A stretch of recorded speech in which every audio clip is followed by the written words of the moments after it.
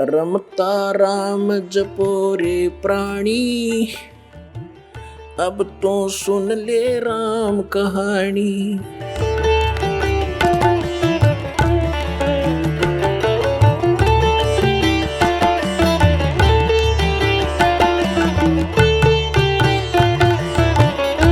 तीनों गुण रूपी शाखा।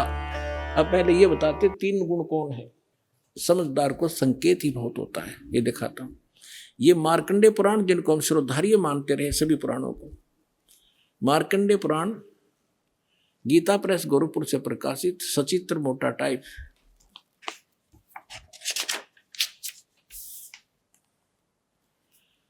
गीता प्रेस गोरखपुर से प्रकाशित है। इसके 123 पृष्ठ पे देखिएगा। अब हम यहां से पढ़ते आ रहे हैं 122 से संक्षिप्त मार्कंडेय पुराण। यहां मार्कंडेय जी बोलते आ रहे हैं। मार्कंडेय जी बोले मुने। अब हम यहां आ जाते हैं, अपने मतलब का पढ़ देंगे। रजोगुण प्रधान ब्रह्मा, तमोगुण प्रधान रुद्र और सत्व प्रधान विश्व पालक विष्णु है। यही तीन देवता हैं और ये ही तीन गुण हैं। इति सिद्धम रजगुण ब्रह्मा, सतगुण विष्णु, तमगुण शिव जी। और भी बहुत से प्रमाण हैं, जैसे ये देखिएगा श्रीमद् देवी भागवत। इसमें संस्कृत भी साथ में, हमें ये सुविधा है इसको समझने में। भाग 1 और ये कहां से प्रकाशित है? श्री अथ देवी भागवतम सभाष्टिकम समात्यम, खेमरा श्री कृष्णदास प्रकाशन, मुंबई से। इसके यहां आइएगा, ये तीसरा स्कंद है। अथ श्रीमद् देवी भागवते भाषा टीका युक्ते तृतीय स्कंद है प्रारंभते। तीसरे स्कंद में आ गया, प्रश्न नंबर 11 पे, और अध्याय नंबर 5। इसका मंत्र हम 8 पढ़ेंगे। 7वां यहाँ समाप्त हुआ। भगवान शिव जी कह रहे हैं माता अपनी माँ दुर्गा से, हे माता, यदि हमारे ऊपर सदा आप दया युक्त हो तो हमको तमोगुण में किस प्रकार प्रदान किया, और रजोगुण ब्रह्मा रजोगुण और हरि सतोगुण युक्त किए, क्यों युक्त किए? अब ये तो संस्कृत हिंदी है, संस्कृत पढ़ेंगे हम। ये देखिए, यदि दया धर्मना न सदाम्बिके कथम अहम विहिता च, मैं क्यों बना दिया? शंकर भगवान कहते तमोगुण है। और कमल जय, कमल से उत्पन्न होने वाले ब्रह्मा जी को रजोगुण संभव, रजोगुण क्यों बनाया? सुवित क्यों सतोगुण, सत्व गुणो हरि, और विष्णु जी को आपने सतगुण क्यों बनाया? इति सिद्धम रजगुण ब्रह्मा, सतगुण विष्णु, तमगुण शिव जी।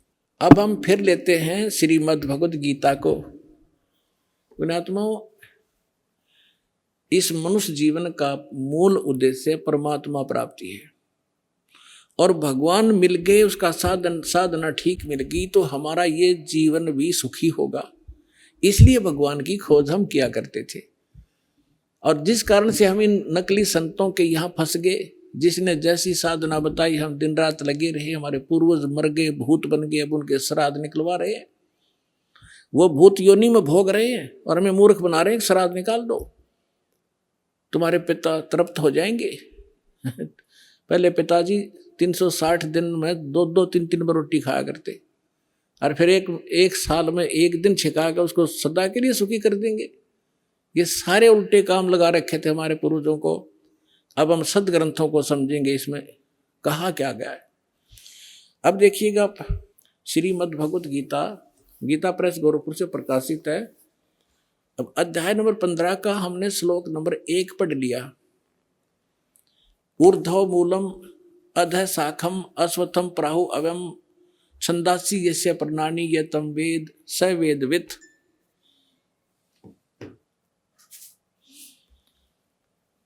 ऊर्ध्व मूलम माने ऊपर को, आदि ऊपर को जड़ जो है वो तो पूर्ण परमात्मा समझो। नीचे को अधः शाखम, नीचे को शाखा है। ये संसार रूपी पीपल का वृक्ष को अविनाशी कहते हैं, वेद जिसके पत्ते कहे गए।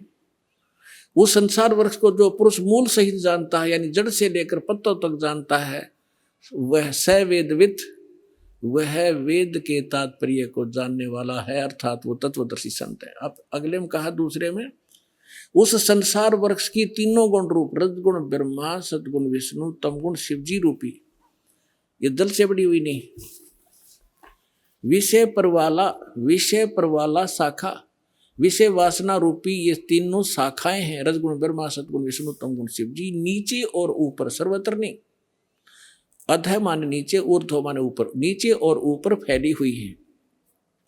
और इस मनुष्य लोक में हमारे कर्मों के अनुसार बांधने की भी ये मुख्य कारण है। कर्मानुबंधनी मूल्यानी, ये हमें यहाँ कर्मों के आधार पर यही रखते हैं, जैसे जिसका कर्म है उसको वैसा ही देते रहते हैं। किसी के अच्छे पुण्य है तो उसको अच्छा देते रहेंगे, जिसका पाप है उसको दुख देते रहेंगे, इसमें कोई परिवर्तन ये नहीं कर सकते। और हमें यहाँ बांधे रखने के ये मूल कारण है। अब देखो, नीचे और ऊपर, सभी लोगों में नहीं, नीचे और ऊपर फैली हुई। अब तीसरे में क्या कहा है कि इस संसार वर्ष का स्वरूप जैसा कहा है वैसा यहाँ विचार काल में नहीं पाया जाता। यानी मेरे और तेरे डिस्कशन में जो गीता जी का ज्ञान मैं दे रहा हूँ, इसमें मैं कंप्लीट नहीं बता पाऊंगा उस परमात्मा के बारे में। इसलिए ऑप्शन छोड़ रखा है इसने। चौथे अध्याय के 34वें श्लोक में कहा कि उस तत्व ज्ञान को जो परमात्मा स्वयं अपने मुख कमल से बोलता है, चौथे अध्याय के 32 और 34 में, वो तत्व ज्ञान है। उस तत्व ज्ञान को तू तत्वदर्शी संतों के पास जाकर समझ। गीता ज्ञानदाता कहता मैं नहीं जानता उसको कंप्लीट। यहाँ स्पष्ट कर रहा है कि यहाँ विचार काल में जो गीता का ज्ञान मैं तुझे दे रहा हूँ, मैं इसको कंप्लीटली नहीं बता पाऊंगा। तेरे और यहाँ मेरे विचार काल में ये पूर्णतः नहीं पाया जाता, उसको किसी और से समझ। ये देखिएगा, इस संसार वृक्ष का स्वरूप जैसा कहा है, यानी सृष्टि रचना जैसी मुझे पता है, वैसा यहाँ विचार काल में यानी गीता जी के डिस्कशन में, इस विचार विमर्श में नहीं पाया जाता। इसमें नहीं मिलेगा तेरे को, क्योंकि न तो इसका आदि है न इसका अंत। इसको पता नहीं गीता ज्ञानदाता को, तथा न इसकी अच्छी प्रकार कोई सचिथि है। इसलिए इस सुविरुद्ध मूलम, यानी सुविरुद्ध माने अति दृढ़ मूल वाले, यानी परमात्मा के जो परमात्मा का जो ऊपर का लोक है, सतलोक, अलखलोक, अगमलोक और अकहलोक, जिसे नामी लोक है, वो अविनाशी है, उसका कभी नाश नहीं होता। इसलिए सुदृढ़ मूल तो उसका सुदृढ़ कहा है। वो सुदृढ़ मूलम, सुदृढ़ यानी अविनाशी रूपी मूल वाले जो स्थान जहां भगवान रहता है वो अविनाशी है। यहाँ उसका संकेत देखिएगा, सुविरुद्ध मूलम, इस अति दृढ़ मूल वाले अश्वत्थ संसार रूपी पीपल के वृक्ष को दृढ़ इन्होंने क्या कर दिया, असंग शस्त्रेण छित्वा, इन्होंने कर दिया वैराग रूप शस्त्र द्वारा काट कर। ये कहना था तत्व ज्ञान रूपी शस्त्र द्वारा काट के, यानी उस तत्व ज्ञान जो मैं वो संत बतावेगा, भगवान का बोला हुआ ज्ञान वो बताता है, वो है तत्व ज्ञान रूपी शस्त्र। उस ज्ञान रूपी उलझी गुत्थी को तत्व ज्ञान रूपी शस्त्र तक काट के, उसके पश्चात ये देखिए 15वें अध्याय का 4था श्लोक, गीता अध्याय नंबर 15 और श्लोक नंबर ये है 4 है। उसके पश्चात उस परम पद रूप परमेश्वर को भली भांति खोजना चाहिए, जिसमें गए हुए पुरुष यानी साधक फिर लौटकर संसार में नहीं आते, और जिस परमेश्वर से पुरातन संसार वृक्ष की प्रवृत्ति विस्तार को प्राप्त हुई है, उसी आदि पुरुष नारायण की मैं शरण हूँ।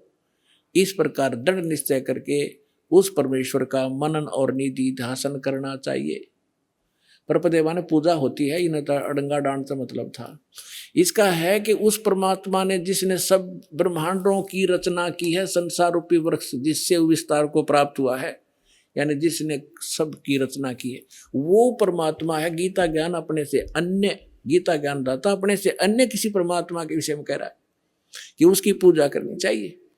गीता अध्याय नंबर 18 के श्लोक नंबर 62 में स्पष्ट किया है कि सर्वभाव से तू उस परमेश्वर की शरण में जा, उसकी कृपा से तू परम शांति को और सनातन परम धाम को प्राप्त होगा। और इसमें स्पष्ट कर दिया कि उसके पश्चात तत्वदर्शी संत मिलने के बाद तत्व ज्ञान के द्वारा इस अज्ञान को हटाकर काट कर उसके पश्चात परमेश्वर के उस परम पद की खोज करनी चाहिए, जहां जाने के बाद साधक फिर लौटकर कभी संसार में नहीं आते। अपने विषय में गीता ज्ञानदाता चौथे अध्याय के 5 और 9 में गीता में, दूसरे अध्याय के 12वें श्लोक में, 10वें अध्याय के दूसरे श्लोक में कहता, अर्जुन तेरे और मेरे बहुत जन्म हो चुके, तू नहीं जानता मैं जानता हूं। तो इसे सिद्ध है कि यदि हम गीता ज्ञानदाता की भक्ति करेंगे तो हम फिर भी जन्म मृत्यु में रहेंगे, हमें कंप्लीट मोक्ष नहीं होगा, शाश्वत स्थान नहीं मिलेगा, हमें परम शांति नहीं हो सकती। इसलिए तत्वदर्शी संत की खोज करने को कहा है। राज आपको खोज करा करा पा गए, दास है उस तत्वदर्शी संत, आपका जचियो कद्दे फिर।